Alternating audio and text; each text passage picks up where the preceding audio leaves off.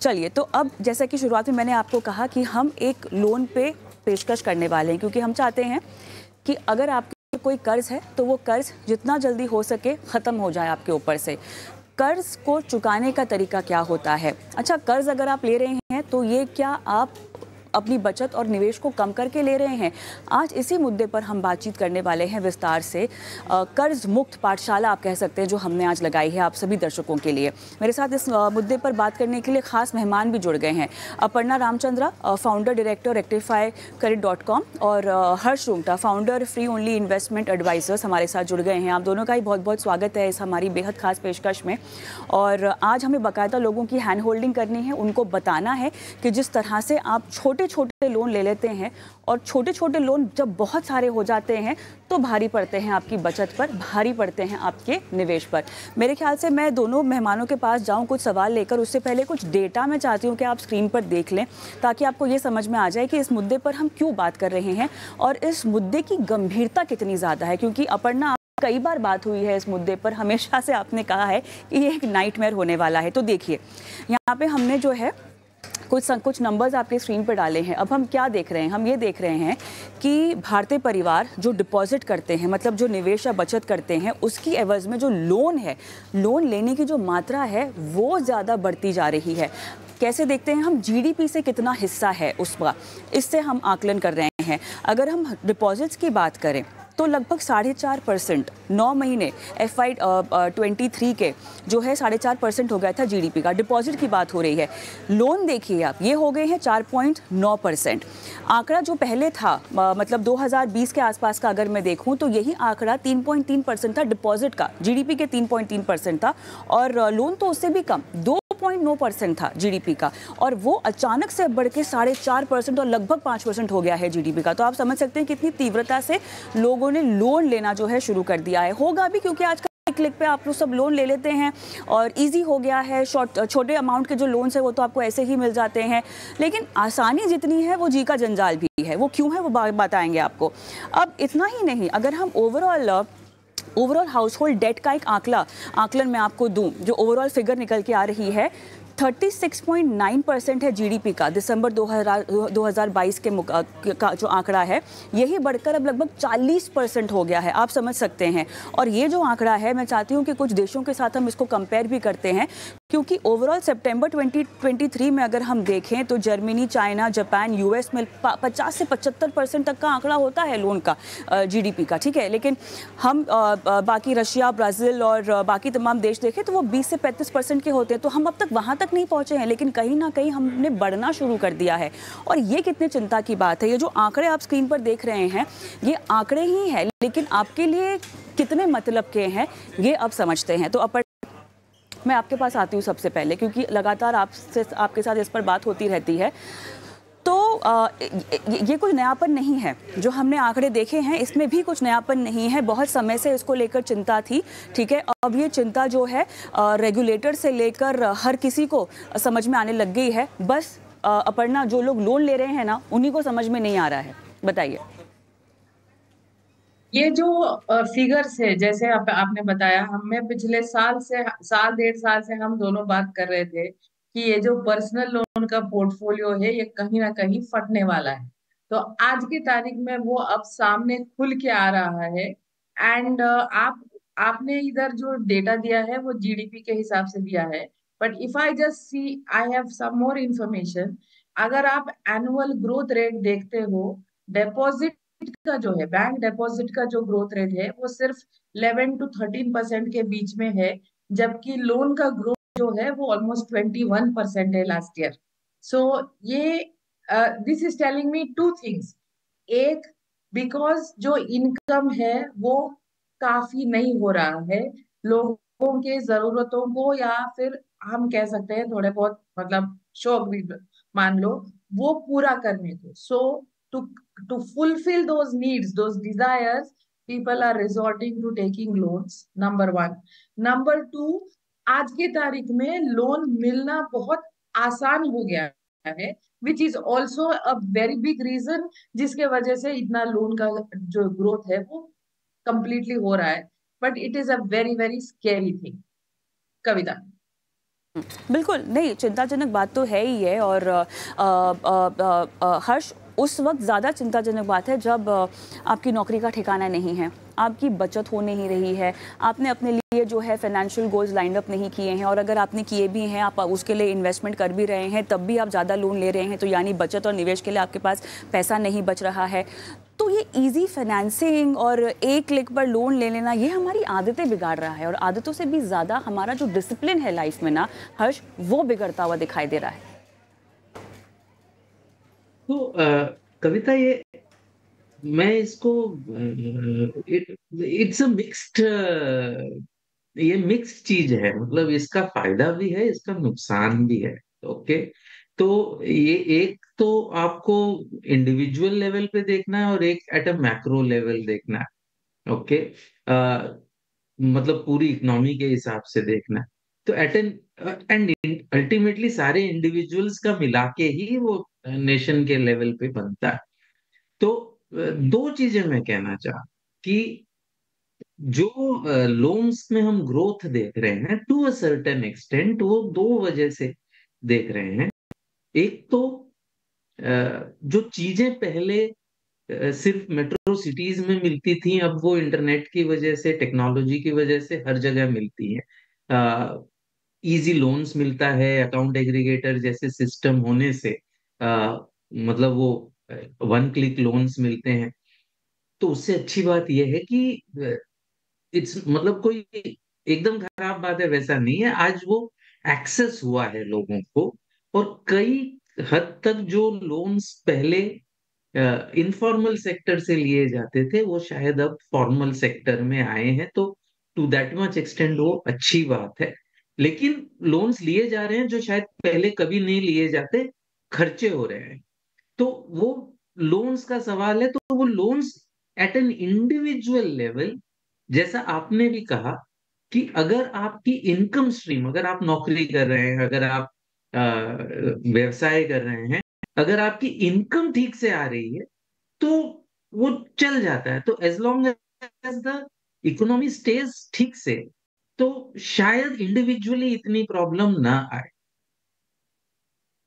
दूसरा जो इसका कंपैरिजन हो रहा है डिपॉजिट ग्रोथ के साथ, वो मेरे ख्याल से थोड़ा सा मिसप्लेस्ड है। बैंक के संदर्भ में वो ठीक है, लेकिन डिपॉजिट के साथ कंपेयर करना शायद इसलिए ठीक नहीं है कि डिपॉजिट्स से निकलने के कई कारण हैं, जिसमें से एक कारण है लोग ज्यादा खर्चा कर रहे हैं और डिपॉजिट्स नहीं कर रहे। बट दूसरे कारण ये भी हैं कि लोग डिपॉजिट से मूव आउट होके से ज्यादा अच्छे विकल्प में जा रहे हैं, म्यूचुअल फंड्स में जा रहे हैं, या फिर स्मॉल सेविंग्स में जा रहे हैं, जिसमें उनको गारंटीड अच्छे रिटर्न्स मिलते हैं।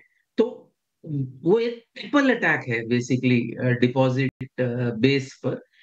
तो दोनों को डायरेक्टली कंपेयर करना कि भाई लोन्स बहुत बढ़ रहे हैं, it is worrisome at some point, और डिपॉजिट्स कम रेट पे बढ़ रहे हैं, दैट कंपैरिजन थोड़ा सा मुझे मिसप्लेस्ड लगता है।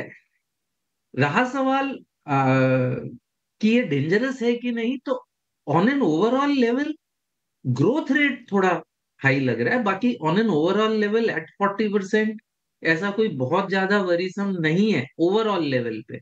लेकिन इंडिविजुअल को ओवरऑल से कुछ नहीं लेना देना। अगर उसकी इनकम बंद हो गई तो वो लोन कहाँ से चुकाएगा? तो अगर हम कोई ऐसा दौर देखते हैं, अगर देखते हैं जब बहुत सी नौकरियां जाए या व्यवसाय थोड़े से ठप हो जाए, कैश फ्लो की प्रॉब्लम्स हो जैसे कोविड में हुई थी, और अगर वैसा एक कोई दौर देखते हैं तो हमको काफी दिक्कतों का सामना करना पड़ेगा।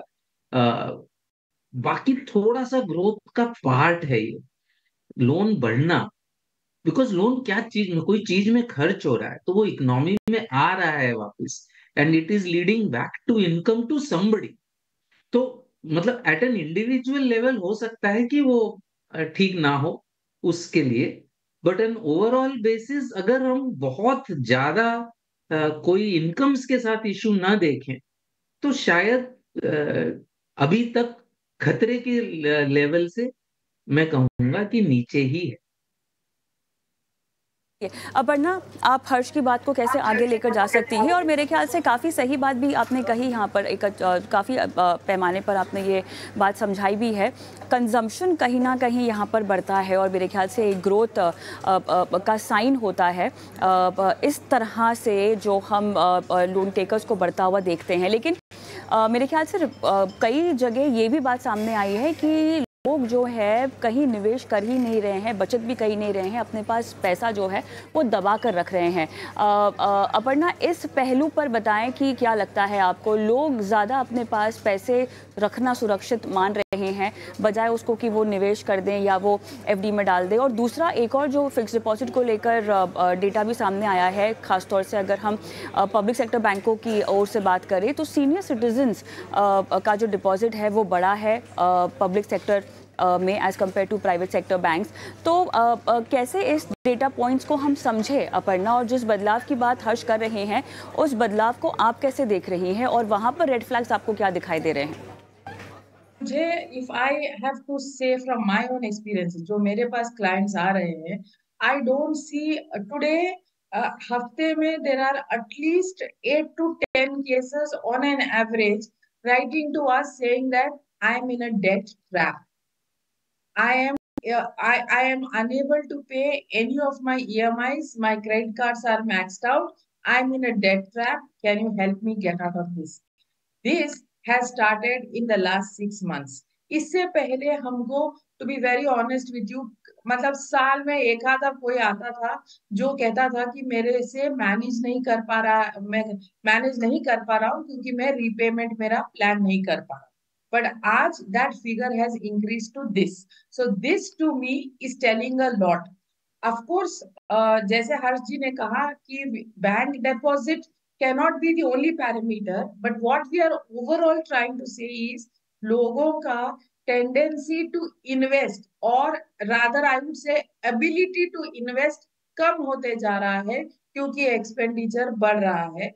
एंड वो एक्सपेंडिचर को फर्दर मैच करने को लोग लोन ले रहे हैं. और बहुत सारे जो लोन्स है, आप अगर देखेंगे पर्सनल लोन में भी ये स्मॉल टिकट वाले लोन्स है जहाँ पे मोस्ट ऑफ द लोगों को लगता है ये बहुत छोटी अमाउंट है, ये मैं 3 महीने में या 6 महीने में मैं इसको रिपे करके निपटा दूंगा. बट वो जो 3 महीने 6 महीने में जब वो पे नहीं कर पाते हैं और वो कंपाउंडेड इंटरेस्ट होता है, then it is one vicious cycle जहाँ पे निकलना बहुत मुश्किल है.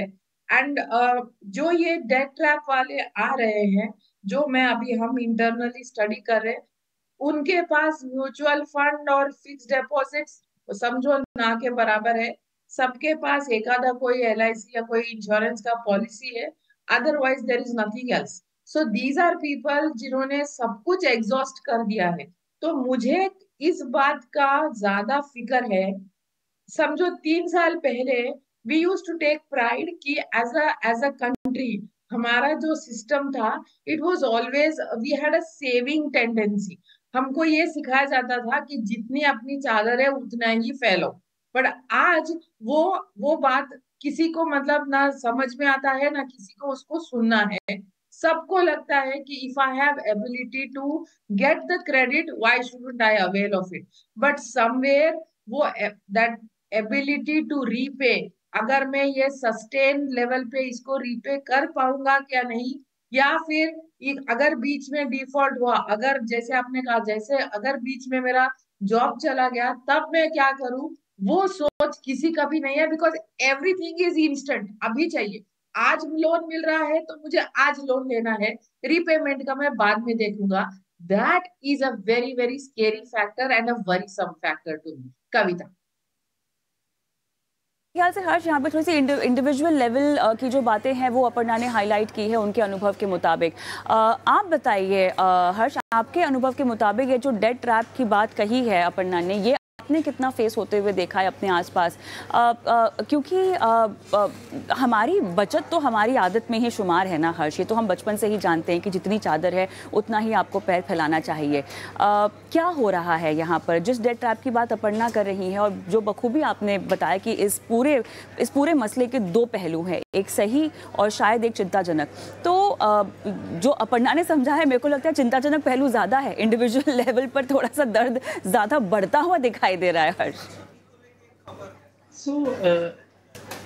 इसको ना कविता क्या है कि जब आज ये की बात है कि आप अगर मतलब अगर आप 1980 1990 के दशक की बात करें तो उस समय हाउसिंग लोन मिलना भी बहुत डिफिकल्ट था। Forget about unsecured personal loan.